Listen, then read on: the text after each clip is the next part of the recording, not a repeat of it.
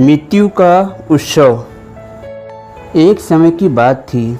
कपिला नगरी में राजा देवराज अपने मंत्रियों के ज्ञान और उनके कामकाज से खुश नहीं थे। इसलिए उन्होंने निश्चय किया कि मैं अपने एक मंत्री को मृत्युदंड दे दूंगा। उन्हें कल सवेरे मैं फांसी पर चढ़ा दूंगा। उसके बाद राजा ने अपने सिपाहियों से उस मंत्री के पास में यह बात उन्होंने भिजवा दी। उस दिन उनके मंत्री के यहाँ जन्मदिन था और उन्होंने उत्सव मना रहे थे। तभी सिपाही लोग कहे कि राजा कल सवेरे आपको जो है फांसी पे चढ़ा देंगे। यह बात सुन के उनके सारे साथी लोग दुखी हो गए, रोने लगे। लेकिन जो मंत्री थे वो खुशी से और आनंदित हो गए और नाचने लगे, नृत्य करने लगे।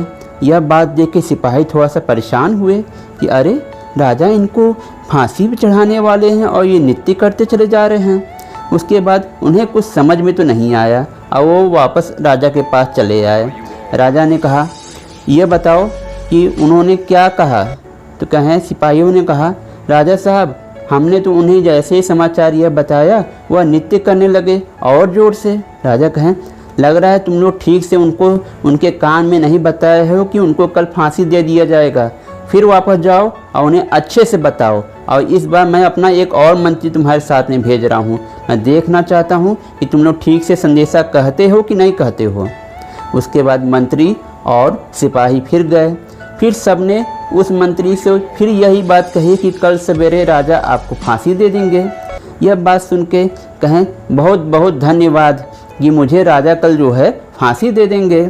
और उसके बाद वो और तेज़ी से झूमने लगे। मंत्री और सिपाहियों के तो होश उड़ गए। अरे हम लोग क्या कहने आए थे।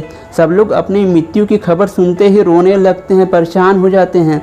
यह कैसा चमत्कार है कि यह आदमी और तेज़ी से नाच रहा है। सब लोग परेशान हो गए। फिर राजा के पास में आए। राजा ने कहा, मैं खुद चल के देखना चाहता हूँ कि जो कल सवेरे मरने वाला है वह कैसे नाच सकता है। तुम लोग झूठ बोल रहे हो। उसके बाद सिपाही, मंत्री और राजा खुद जब उस मंत्री के घर पहुँचे तो राजा ने कहा, क्या तुम्हें पता नहीं है, मेरे सिपाहियों ने बताया नहीं है कि कल सवेरे तुम्हें मैं फांसी देने वाला हूँ।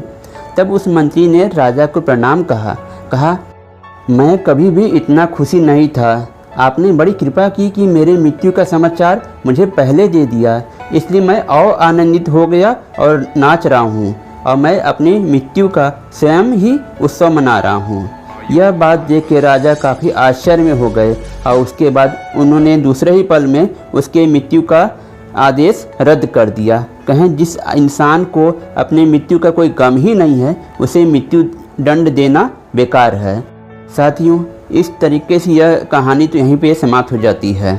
साथियों, मनुष्य को वर्तमान में जीना चाहिए, ना कि भूत और भविष्य में।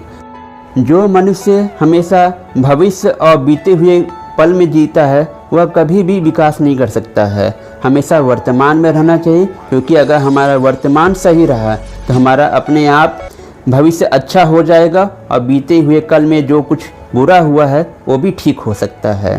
साथियों, इस तरीके से मेरी बात भी यहीं पे समाप्त हो जाती है। उम्मीद है आपको पसंद आई होगी। आपको यह मेरी कहानी कैसी लगी कमेंट ज़रूर करिएगा। साथियों, अगर आपको मेरा यह वीडियो पसंद आता है इसे ज़्यादा से ज़्यादा लाइक करें, शेयर करें और मेरे चैनल को सब्सक्राइब बिल्कुल करिएगा। इससे मेरा बहुत ही उत्साह बढ़ता है और मैं हमेशा आपके लिए अच्छे वीडियो लेके आता रहूँगा। साथियों, अब आप मुझे इजाज़त दीजिए। हमेशा मुस्कुराते रहिए, कुछ सीखते रहिए और जीवन का आनंद लेते रहिए। धन्यवाद।